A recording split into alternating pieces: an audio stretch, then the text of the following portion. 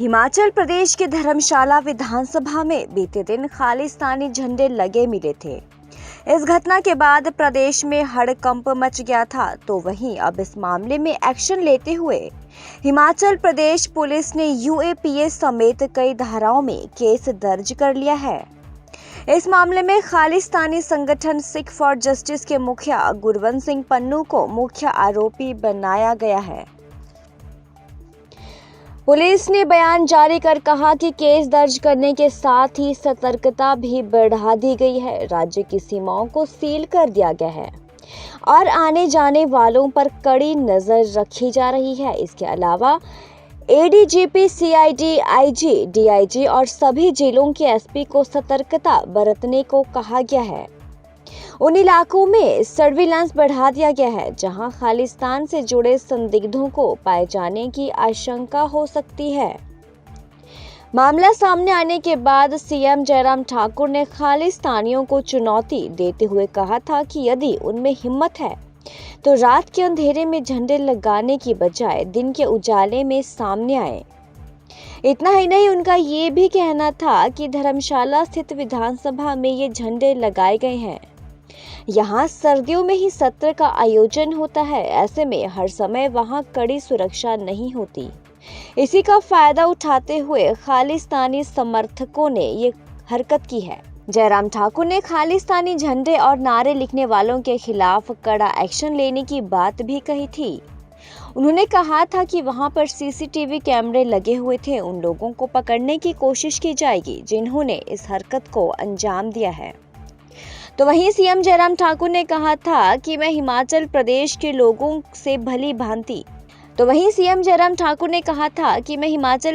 लोगों से भी शांति बनाए रखने की अपील करता हूं। हम दोषियों के खिलाफ कड़ा एक्शन लेंगे। इसके अलावा हम अपनी सीमाओं की सुरक्षा व्यवस्था की भी समीक्षा करेंगे ताकि अराजक तत्वों की एंट्री पर लगाम कसी जा सके। आपको बता दें कि इससे पहले गुरवंत सिंह पन्नू के नाम से एक चिट्ठी भी हिमाचल प्रदेश के सीएम के नाम पर भेजी गई थी। इसमें शिमला में खालिस्तानी झंडा फहराने की धमकी दी गई थी।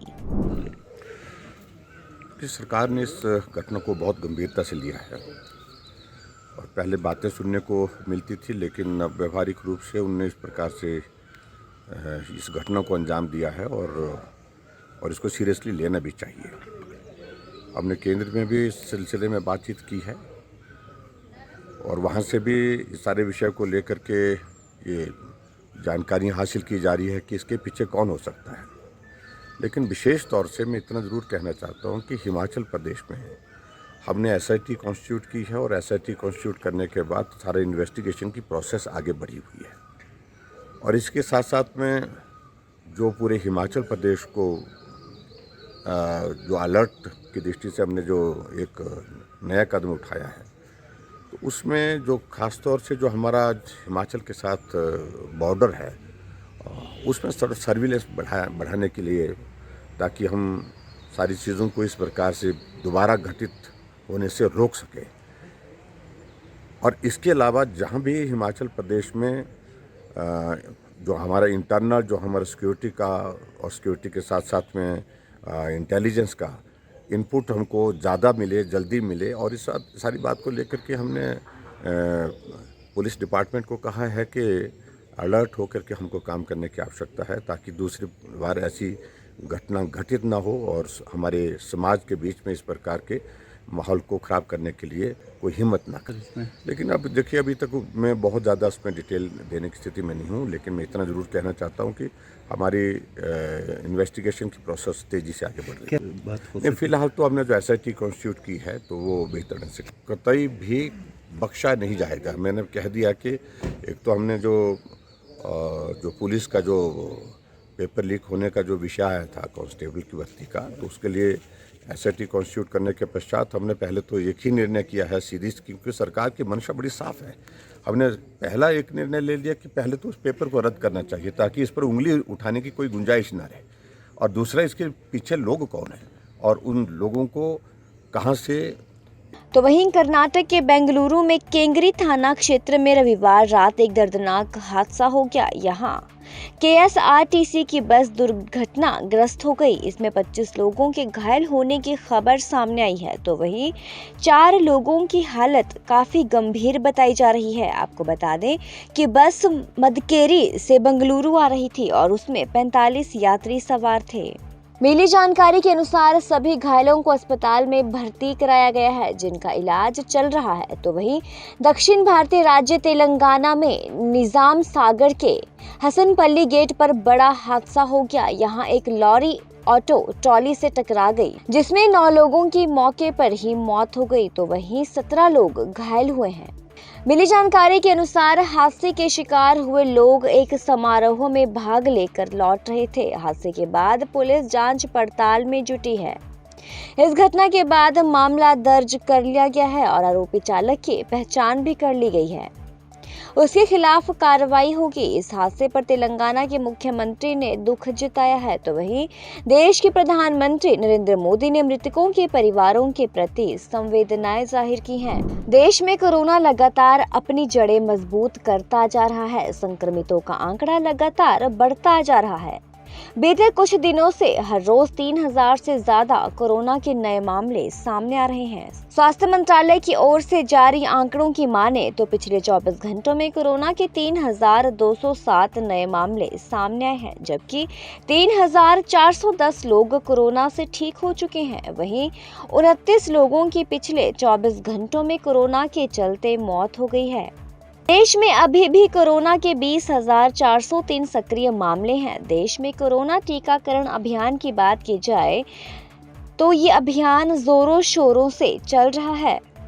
देश में कोरोना से अभी तक 5,24,093 लोगों की मौत हो चुकी है, तो वहीं पंजाब में कोरोना के 23 नए मामले सामने आए हैं। इसके साथ ही प्रदेश में अब तक कोरोना के कुल 7,59,905 मामले सामने आ चुके हैं। हालांकि राहत भरी बात तो ये है कि पिछले 24 घंटों में कोरोना से प्रदेश में किसी की मृत्यु नहीं हुई है। तो वहीं पंजाब में अभी तक कोरोना से कुल 17,751 लोगों की मौत हो चुकी है। राज्य में एक्टिव केस की बात की जाए तो ये संख्या 284 है। 23 मरीज कोरोना से ठीक हो चुके हैं। तो वहीं तमिलनाडु में पिछले 24 घंटों में कोरोना के 68 मरीज डिस्चार्ज हुए हैं। इसके साथ ही प्रदेश में कोरोना के एक्टिव केस 478 बचे हैं।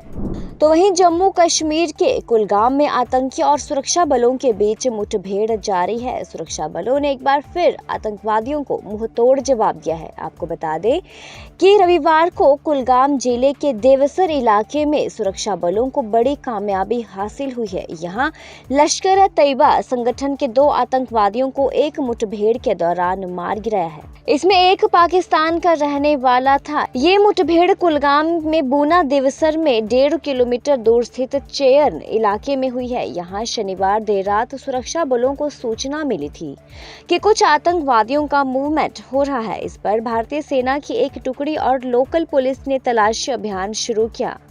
यहाँ एक घर में आतंकवादियों के छिपे होने का संदेह हुआ। जब सुरक्षा बलों ने घर के चारों तरफ से घेराबंदी की तो आतंकवादियों ने खुद को फंसा देकर अंधाधुंध फायरिंग शुरू कर दी।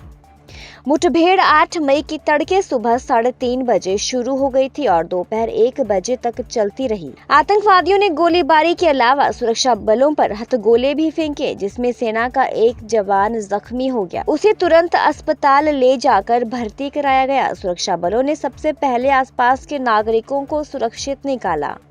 दोनों तरफ से करीब 10 घंटे तक फायरिंग होती रही और इसके बाद में टीम ने घर में घुसकर सर्चिंग की तो पता चला कि 2 आतंकवादी मारे गए हैं। इलाके की गहन तलाशी ली गई। मुठभेड़ क्षेत्र से हथियार और अन्य सामान बरामद किया गया है। कांग्रेस कार्य समिति की बैठक आज यानी कि सोमवार शाम को होगी। बैठक में उन 6 पैनलों की प्रस्तावों को अंतिम रूप दिया जाएगा जो पिछले महीने देश की राजनीतिक और आर्थिक स्थिति पर विचार विमर्श के लिए गठित किए गए थे।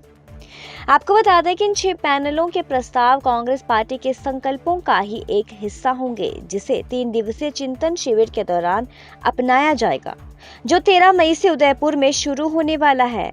कांग्रेस की शीर्ष कार्यकारिणी की ये बैठक इसलिए महत्वपूर्ण है क्योंकि इसमें किसानों और कृषि क्षेत्र से जुड़े कई मुद्दों के अलावा देश में अनुसूचित जाति, अनुसूचित जनजाति, अन्य पिछड़ा वर्ग और अल्पसंख्यकों की स्थिति, सामाजिक न्याय और युवा जैसे अहम मुद्दों पर चर्चा होगी और चिंतन शिविर के लिए एजेंडा तय होगा। CWC मुद्रास्फीति और देश की आर्थिक स्थिति, उच्च बेरोजगारी दर और वर्तमान राजनीतिक परिस्थिति जैसे अन्य मुद्दों पर भी विचार विमर्श किया जाएगा। मिली जानकारी के अनुसार विचार मंथन सत्र का बहुत अधिक महत्व है। इसका उद्देश्य पार्टी को पुनर्जीवित करना और राजनीतिक लाइन पर चर्चा करना है। कई सामाजिक और आर्थिक मुद्दे भी बहस के लिए सामने आएंगे। भाजपा को चुनौती देने के लिए ऐसे विचार मंथन की गुंजाइश है। कांग्रेस का चिंतन शिविर जो आखिरी बार 2003 में आयोजित किया गया था, उसका आयोजन ऐसे समय में किया जा रहा है जब पार्टी चुनाव जीतने के लिए संघर्ष कर रही है। कांग्रेस राज्यसभा में 29 और लोकसभा में 53 सदस्यों तक सिमट चुकी है। तो वहीं केंद्रीय गृह मंत्री अमित शाह अपने 2 दिवसीय असम दौरे पर रविवार देर रात गुवाहाटी पहुंचे। गृह मंत्री अमित शाह का गुवाहाटी के लोकप्रिय गोपीनाथ बरदोलोई अंतर्राष्ट्रीय हवाई अड्डे पर असम के मुख्यमंत्री हिमंत बिस्वा शर्मा ने उनका स्वागत किया। बताया जा रहा है कि गृह मंत्री अमित शाह असम में हिमंत बिस्वा शर्मा के नेतृत्व वाली सरकार की पहली वर्षगांठ पर कई परियोजनाओं का उद्घाटन और शुभारंभ भी करेंगे। असम के मुख्यमंत्री हिमंत बिस्वा शर्मा ने ट्वीट कर जानकारी देते हुए लिखा कि गुवाहाटी के LGBI हवाई अड्डे पर माननीय गृह मंत्री अमित शाह का स्वागत करते हुए सम्मानित महसूस कर रहा हूं। गृह मंत्री असम में अगले 2 दिनों में कई कार्यक्रमों में शामिल होंगे। हम हमेशा माननीय गृह मंत्री के उदार मार्गदर्शन से धन्य रहे हैं। उनके कीमती मार्गदर्शन के लिए तत्पर हैं।